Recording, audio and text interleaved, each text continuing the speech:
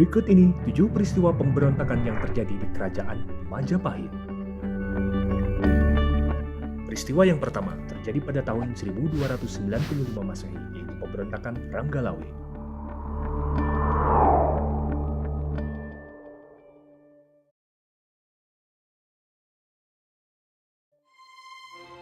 Saat mulai mengatur pemerintahannya, Raden Wijaya memberikan jabatan penting kepada para pengikutnya yang setia.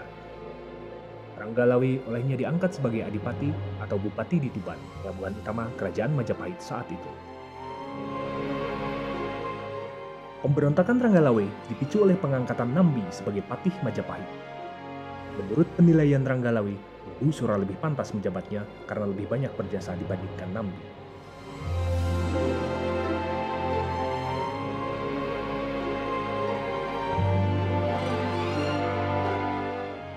Para raton memberikan gambaran kepada kita bahwa yang selanjutnya terjadi telah berada dalam lingkup intrik politik di istana. Nambi diceritakan mendapat kabar mengenai Ranggalawe yang telah menyusun pemberontakan di Tuban.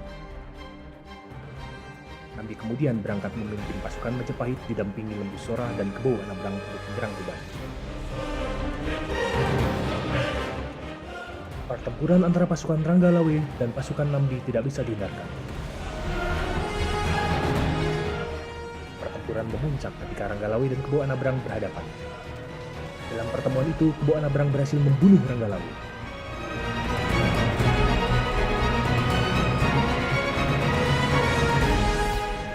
Lembu Sora yang menyaksikan kejadian itu dilanda belas kasihan kepada Ranggalawe dan merasa marah kepada atasan.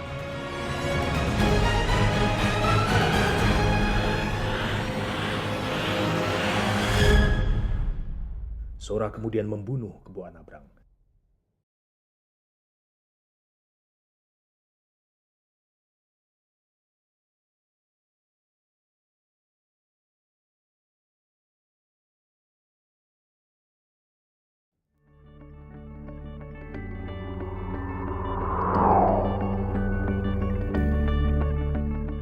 Pemberontakan kedua yang terjadi pada tahun 1301 Masehi, pemberontakan Lembu Sora.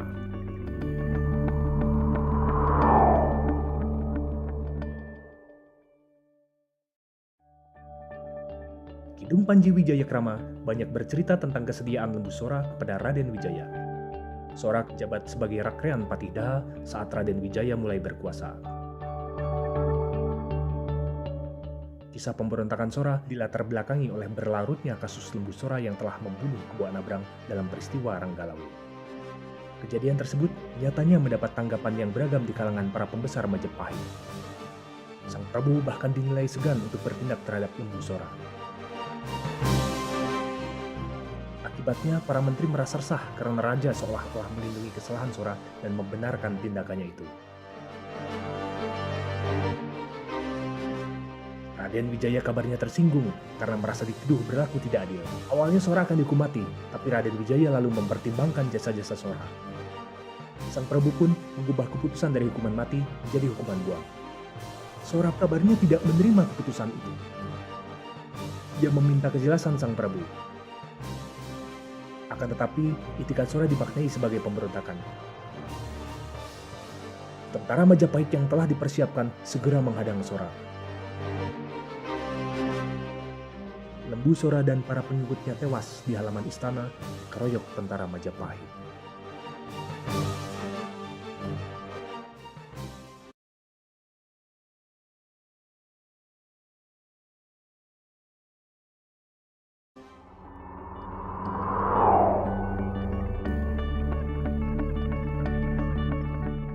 Peristiwa selanjutnya, pada tahun 1316 Masehi, terjadi pemberontakan Nambi.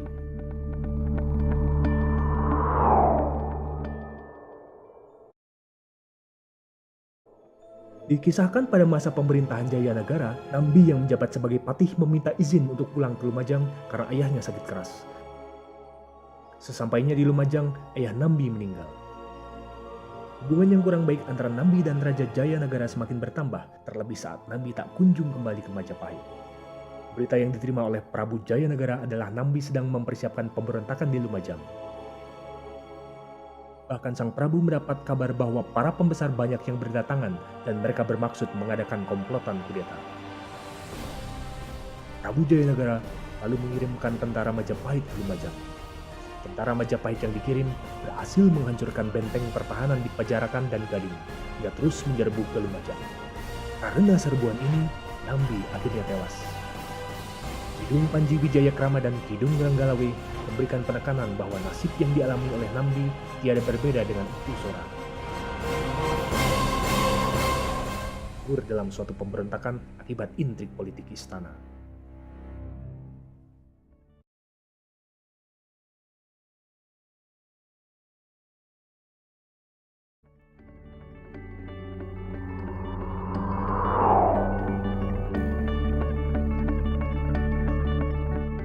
Yang keempat, pada tahun 1319 Masehi, pemberontakan Dharmaputra Rakuti.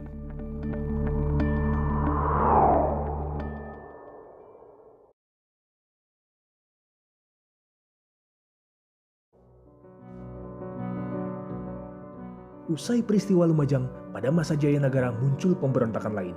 Kali ini dilancarkan oleh Dharmaputra. Mereka ini dahulunya adalah para pejabat yang diberi anugerah oleh Raden Wijaya. Para Dharmaputra itu tidak senang kepada Sri Jayanagara. Mereka mengadakan komplotan untuk menyingkirkan Sri Jayanagara. Pemberontakan Rasemi pada tahun 1240 Saka atau 1318 Masehi berhasil ditumpas. Di antara yang terbesar dari pemberontakan para Dharmaputra adalah pemberontakan Rakuti. Rakuti ini bahkan sempat berhasil menduduki tahta kerajaan Majapahit. Akibatnya, Sri Jayanagara terpaksa mengungsi ke desa Badender. Dalam situasi yang sedemikian kritis, Jayanagara berhasil diselamatkan oleh seorang pengawal raja bernama Gajah Mada.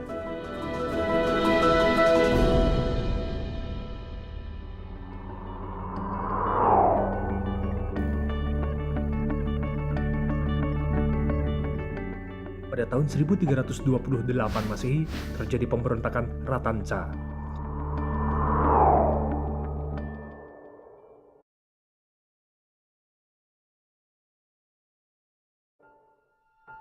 Sejumlah Dharmaputra masih tetap ada ketika Jayanagara kembali memerintah kerajaan. Salah satunya adalah Ratanca. Kitab Pararaton menyajikan tentang pemberontakan Tanca yang diawali dengan kebiasaan buruk Raja Jayanagara, dan puncak kisah pemberontakan ini adalah saat Raja Jayanagara menderita sakit hingga tak dapat pergi keluar. Entah bagaimana kenyataannya, ialah bahwa justru Dharmaputra Tanca yang dipanggil ke istana untuk mengobati sang prabu. Tanca mendapat perintah dari Gajah Mada untuk melakukan pengobatan. Ratanca pun menyanggupinya. Apa yang ada di pikiran Ratanca? Apakah ia marah karena istrinya juga digoda? Atau ia masih menyimpan keinginan yang sama dengan para Dharmaputra sebelumnya? Yang pasti, kisah selanjutnya adalah saat mengobati Raja Jayanagara, Tanca menikam sang prabu sehingga Jayanagara mati di tempat tidur. Dan Tanca segera juga menemui ajalnya karena ia pun dibunuh oleh Gajah Mada. Nagara Kertagama tidak membahas sama sekali peristiwa Tanca, hanya menyebutkan bahwa Jayanagara pulang ke Haripada pada tahun 1250 Saka dan dimakamkan di dalam pura.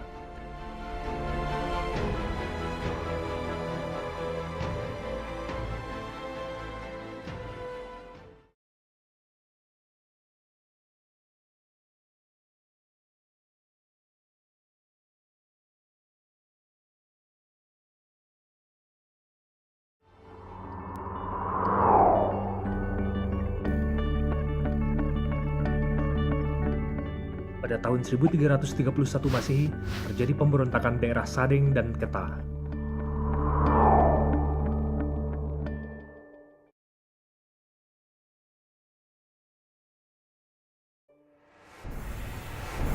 Dituturkan dalam Nagara Kertagama juga Pararaton bahwa dalam masa pemerintahan Tribuana Tunggadewi telah terjadi pemberontakan di Sadeng dan Keta. Peristiwa ini berlangsung pada tahun 1253 Saka atau 1331 Masehi. Penundukan Sadeng menurut Nagara Kertagama bersamaan dengan penundukan Keta yang tak diberitakan oleh Pararaton. Meski demikian, Tribuana sendiri yang konon memimpin Laskar Majapahit menumpas pemberontakan Sadeng didampingi Aditya Warman serta dibantu oleh Gajah Mada dan Ra Kembar.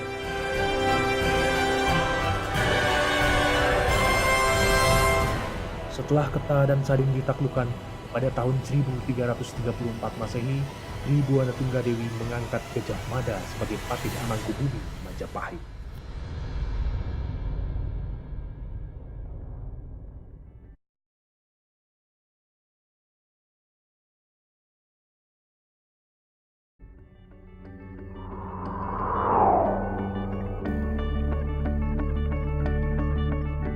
Yang terakhir, pada tahun 1404 sampai dengan 1406 Masehi adalah Perang Paragreg.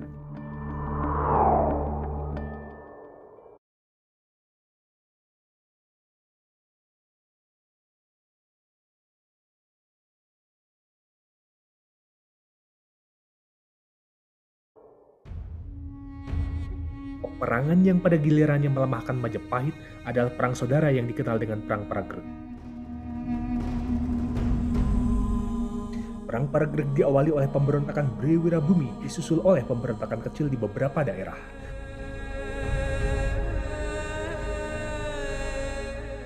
Para raton mencatat, perselisihan ini memuncak menjadi perang saudara antara Majapahit Istana Barat yang dipimpin Wikramawardhana melawan Istana Timur yang dipimpin Bre Wirabumi terjadi pada tahun 1404 sampai dengan 1406 Masehi.